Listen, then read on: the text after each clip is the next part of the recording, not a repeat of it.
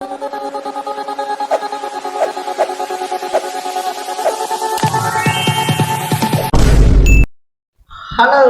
Welcome back to our channel. நான் உங்கள் PK வந்தாச்சு. ஸோ நம்ம இன்னைக்கு இந்த வீடியோவில் எந்த விஷயத்தை பற்றி பேச போகிறோம், யாரை பற்றி பேச போகிறோம் அப்படின்னு சொல்லி கேட்டோம் அப்படின்னா, தமிழக அரசியல் அப்படின்றத தாண்டி இந்திய அரசியல்லையும் முதுபெரும் அரசியல்வாதி அப்படின்ற பேர் எடுத்த தோழர் நல்லக்கண்ணு இருக்கார் இல்லையா, அவருடைய இறுதி நிமிடங்களை எண்ணிக்கிட்டு இருக்காரு அப்படின்னு சொல்கிறாங்க. ஸோ அவரை பொறுத்த வரைக்குமே பார்த்தோம் அப்படின்னா, தொற்று நோய்கள் ஆரம்பித்து அதை தாண்டி சிறுநீரக செயலிழப்பு, சாப்பாடு கூட விழுங்க முடியாத அளவுக்கு அவருடைய உடல்நிலை அப்படின்றது நிமிஷத்துக்கு நிமிஷம் ரொம்ப மோசமாயிட்டே இருக்கு அப்படின்னு சொல்லப்படுது. கிட்டத்தட்ட 101 வயசு அப்படின்றத கிராஸ் பண்ணியிருக்கக்கூடிய தோழர் நல்லக்கண்ணு இருக்கார் இல்லையா, கடந்த ஒரு 20-22 நாளாவே பார்த்தோம்னா ராஜீவ்காந்தி பொது மருத்துவமனையில அதிதீவிர சிகிச்சை பிரிவில் வைக்கப்பட்டிருக்காரு அப்படின்னு சொல்லலாம். ஸோ பல அரசியல்வாதிகள் ஆரம்பிச்சு பல திரை பிரபலங்கள் உட்பட பலருமே பார்த்தோம்னா தினம் அங்கே போய் அவருடைய உடல்நிலை எப்படி இருக்கு அப்படின்றத விசாரிச்சுக்கிட்டு இருக்காங்க. இன்னும் சொல்ல போனோம் அப்படின்னா பலருமே அவரை போய் பார்க்கறதுக்கான முயற்சிகள் அப்படின்றதுலையும் ஈடுபட்டுக்கிட்டு இருக்காங்க அப்படின்னு சொல்லலாம். இன்னைக்கு நம்ம சொல்றோம் இல்லையா, யாராவது ஒரு நல்ல மனுஷன் அரசியலுக்கு வந்துட மாட்டாங்களா, யாராவது இந்த தலையெழுத்தெல்லாம் மாத்திர மாட்டாங்களா, ஒருத்தர் புதுசா அரசியலுக்கு வந்தா அவருக்கு வாய்ப்பு கொடுக்கணும், நல்ல மனுஷன் வந்தா வாய்ப்பு கொடுங்க அப்படின்னு சொல்லக்கூடிய நம்ம எல்லாருமே, ஏன் கடந்த ஒரு 50 வருஷமா ஓட்டு போடக்கூடிய எல்லாருமே தவற விட்ட ஒரு மாணிக்கம் அப்படின்னா அது தோழர் நல்லக்கண்ணு அப்படின்னு சொல்லலாம். கேஜிஎஃப்ல ஒரு டைலாக் சொல்லுவாங்க இல்லையா, தங்க உண்டிய தகரடப்பான்னு சொல்லி நினைச்சுக்கிட்டு இருக்காங்க அப்படின்னு சொல்லிட்டு, அந்த மாதிரி தங்க உண்டியதான நல்லக்கண்ணு அவர்களை ஒரு எலெக்ஷன்ல கூட ஜெயிக்க வைக்காம பண்ணது நம்மளுடைய ஆகப்பெரும் தவறு அப்படின்னு சொல்லலாம்.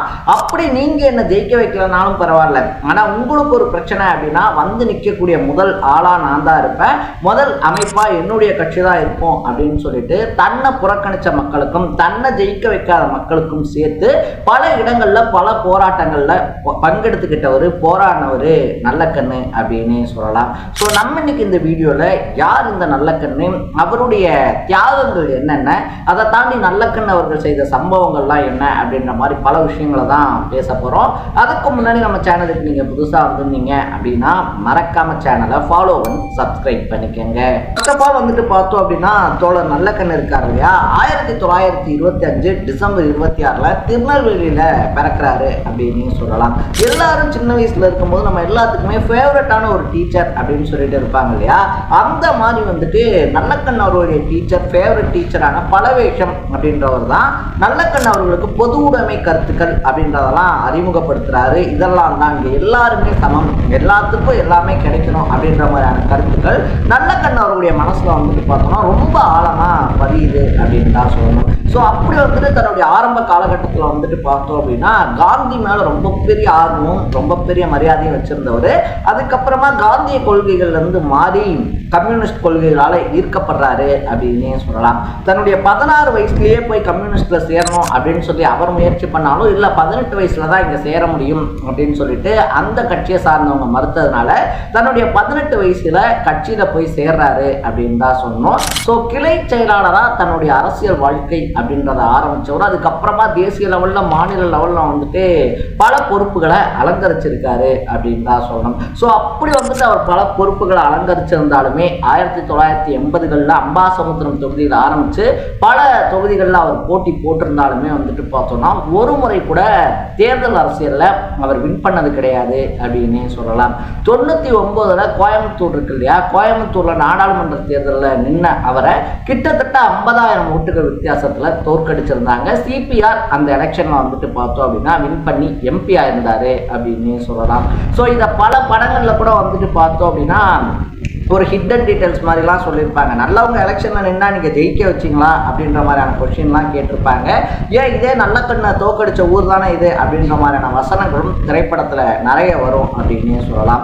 அந்த அளவுக்கு தனக்காக வாழாமல் மக்களுக்காக வாழ்ந்த ஒரு ரொம்ப பெரிய மகத்தான மனிதர் அப்படின்னா அது நல்லக்கண்ணு அவர்கள் தான் அப்படின்னு சொல்லிட்டு டெஃபினட்டாக கண்ணை மூடிட்டு சொல்லிடலாம். அந்த அளவுக்கு அவர் பண்ண விஷயங்களும் ரொம்ப பெருசு அப்படின்னு தான் சொல்லணும். 1948 பார்த்தோம் அப்படின்னா பவுனுக்கே நிலம் சொந்தம் அப்படின்னு சொல்லிட்டு ஒரு ரொம்ப பெரிய போராட்டம் அப்படின்றத முன்னெடுக்கிறாரு. ஸோ அப்படி ஒரு ரொம்ப பெரிய போராட்டத்தை முன்னெடுத்ததுனால வந்துட்டு பார்த்தோம் அப்படின்னா அவர் வந்துட்டு இந்த நெல்லை சதி இருக்கு இல்லையா, நெல்லை சதி வழக்கில் அவரை சிக்க வைக்கிறாங்க. அப்படி சிக்க வைக்கப்பட்டவருடைய மீசையை பார்த்தோம் அப்படின்னா ஒவ்வொரு முடியா பிடுங்கி எடுக்கிறது, சுருட்டை வச்சு அந்த மீசையை வந்துட்டு புகைக்கிறது அப்படின்ற மாதிரி காவல்துறை எக்கச்சக்கமான கொடுமைகள் பண்ணப்ப கூட என்னுடைய கூட்டாளிகள் இவர்கள் தான் அப்படின்னு சொல்லிட்டு அவருடைய கூட்டாளிகளை அவர் கை காமிக்கவே இல்லை அப்படின்னு தான் சொல்லணும்.